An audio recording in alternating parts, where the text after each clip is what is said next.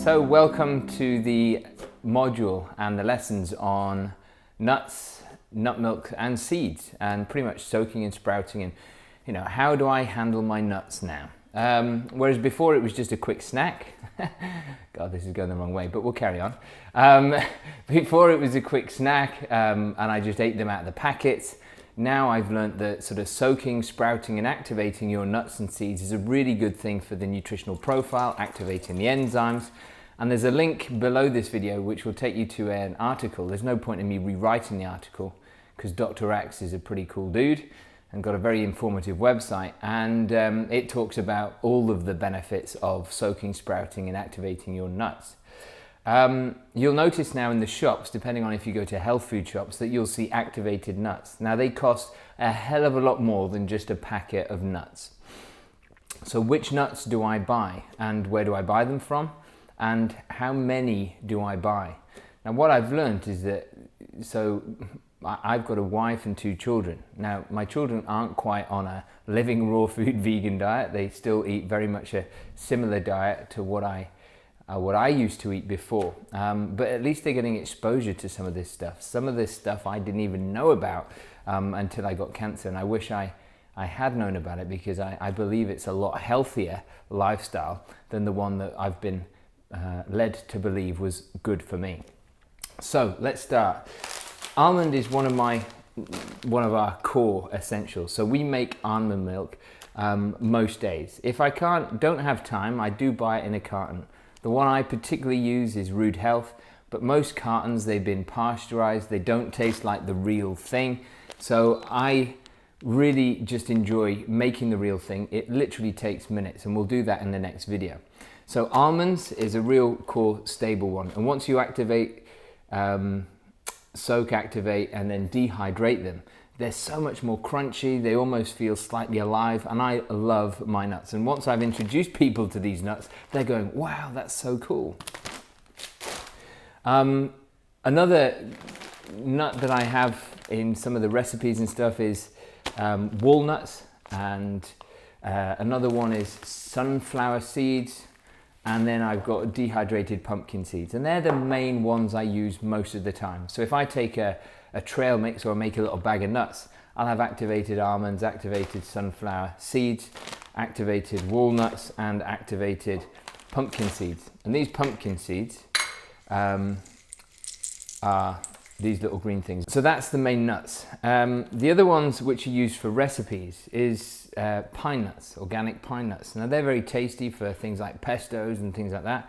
Again, I use it maybe once or twice a month. I bought quite a lot here. I didn't need this much.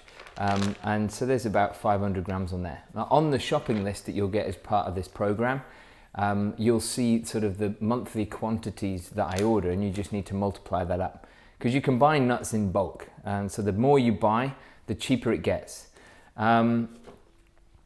Brazil nuts. Now I used to add 1 or 2 of those into the almond milk sometimes.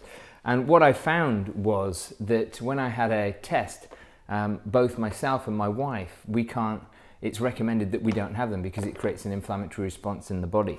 So these are what we've got left, and we don't use these Brazil nuts. We give them to other guests that we have around the house.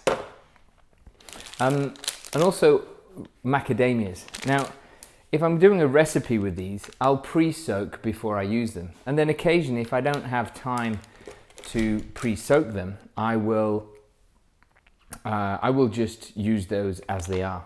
So, it's not absolutely necessary to pre-soak, but it is a lot better because you start the activation process, you activate the enzymes, and in theory, it's a lot healthier. The other thing I was delighted to find out, so I avoided pistachios because I was led to believe that there were certain nuts not to have, or it's best not to have them. So cashews is one. Most raw food cookbooks have a load of cashew nuts. And the reason why I've been led to believe that they're not good is because of the aflatoxins. And plus they're not actually raw. They've had to go through some kind of process to make them ready for our consumption. The other one is peanuts. I don't eat peanuts. I don't use those in any of the recipes. On occasion I might have a handful, but that's very rare. So peanuts and cashews are out. unfortunately. But any recipes that call for things like cashews, you can substitute them for macadamias or perhaps even pine nuts. It depends what recipe you're using it for. The final one, which I was delighted to find when I turned up to Hippocrates, was that pistachios were in. Now, this is what the family bought the other day, so I'll probably have a few of them, but I tend to buy pistachios that have been dehulled already. They're raw, and I'll soak them, as I do with everything else, and I'll dehydrate them, and then I've got activated pistachio nuts. The other products that I use quite a bit of is things like flaxseed. So I'll add milled flaxseed into protein shakes. I'll make flaxseed crackers. So there's lots of different things you can do with flaxseed, and they're another good source of, you know, essential fatty acids and everything else that we need.